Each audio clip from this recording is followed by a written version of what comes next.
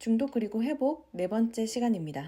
4부를 나가기에 앞서서 3부에서는 우리가 성경에 나오는 회복의 의미를 12가지 말씀 구절로 또 그에 상응하는 회복을 나타내는 12가지 키워드로 정리해서 설명했습니다. 다시 얘기하면 성경은 회복을 사랑의 뿌리를 두는 것, 발견되는 것, 양육, 성장, 쫓아가는 것, 자유케 되는 것, 빛을 보는 것, 새 생명을 주는 것, 입양된 것, 치유, 기억되는 것, 인도받는 것으로 본다는 내용이었습니다. 그러면 이제 4부, 당신도 종교 중독, 예배 중독 시작하겠습니다. 이 책의 4부에서 6부까지의 내용은 회복사역에 적용되는 신학적 특성들을 서로 대조되는 속성끼리 묶어서 7개의 그룹으로 나누어서 설명을 하는데요. 그 7가지 카테고리를 알아보기에 앞서서 먼저 저자가 회복사역의 관점에서 신학을 어떻게 바라보고 있는지부터 살펴보겠습니다. 우리는 신학을 추상적인 학문으로 인식하기도 합니다. 그러나 그리스도인으로서 우리가 접하는 신학은 우리의 삶에 대한 태도와 방식에 실제적이고 중요한 영향을 미칩니다.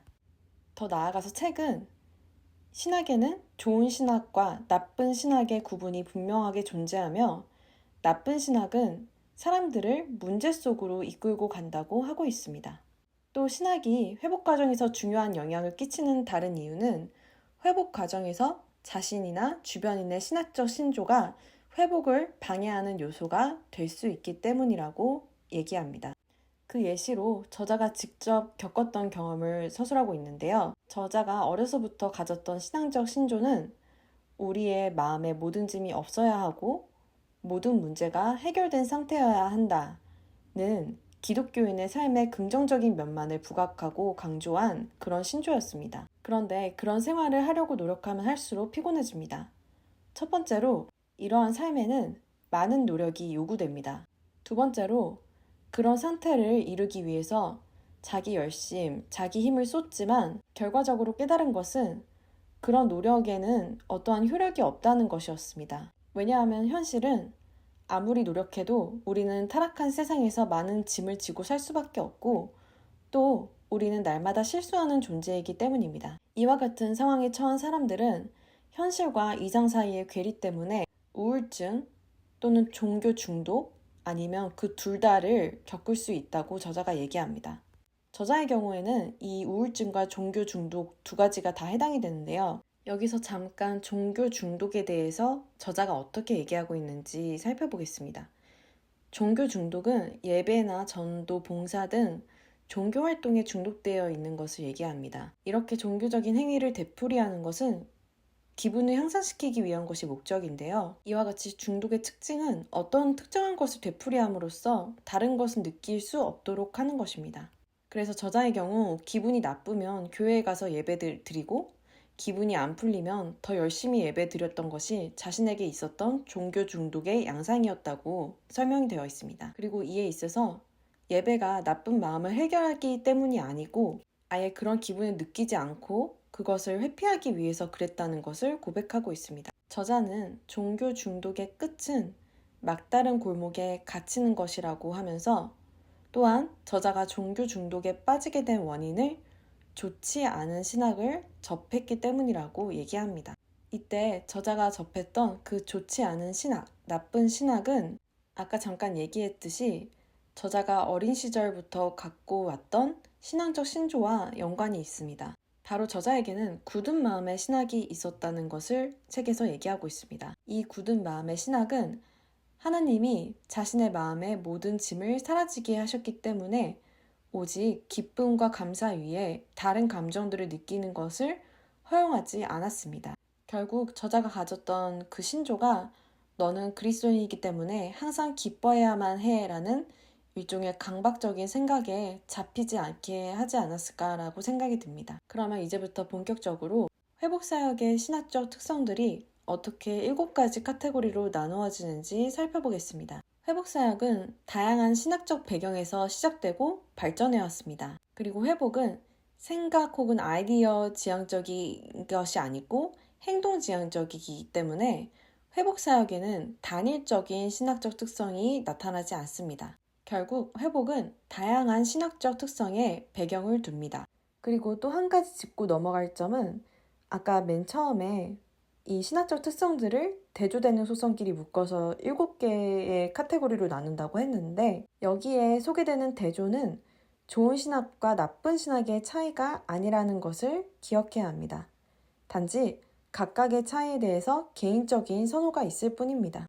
신학적으로 어떤 입장을 취하느냐에 따라서 회복사역의 모습이 각각의 신학 특성에 따라 독특하게 나타난다는 것이죠. 그래서 이 7가지 카테고리에는 첫 번째, 경전신학과 경험신학, 두 번째, 결단지향신학과 과정지향신학, 세 번째, 개인신학과 관계신학, 네 번째, 이성신학과 감성신학, 다섯 번째, 행동중심신학과 은혜중심신학, 여섯 번째, 자기반대신학과 자기인정신학, 그리고 마지막으로 7번째, 궁핍지향신학과 풍요지향신학이 있습니다.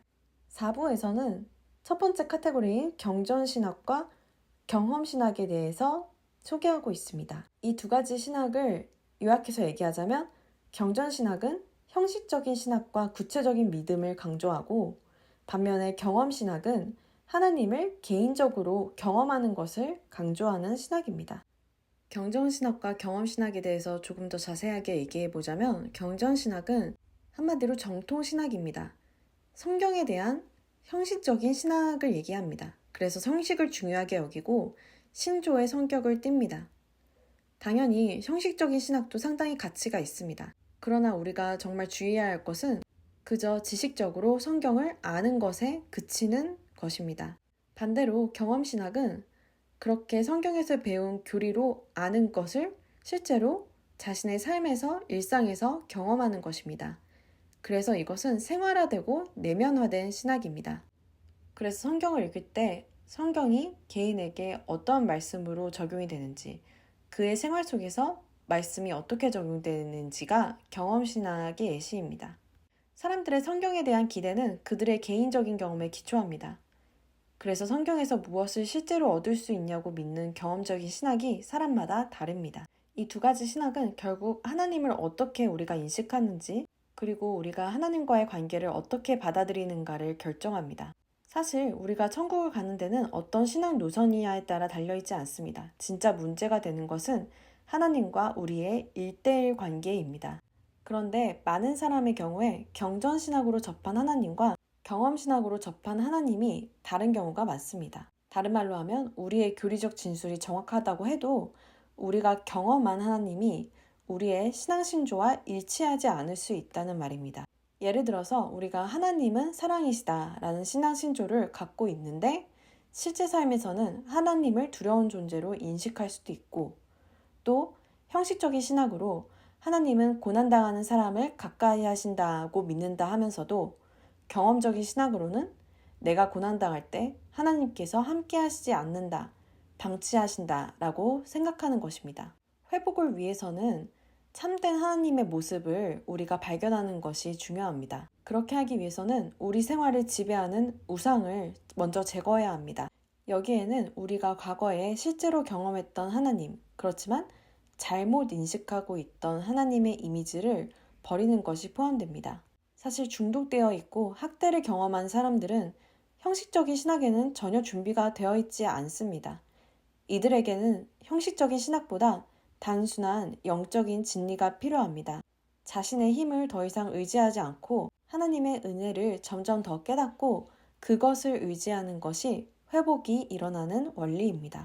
어떤 사람이 훌륭한 형식적인 신학을 가졌다고 할 때 그가 참 하나님을 섬기지 못했다는 것을 알게 된다면 깜짝 놀라게 될 것입니다.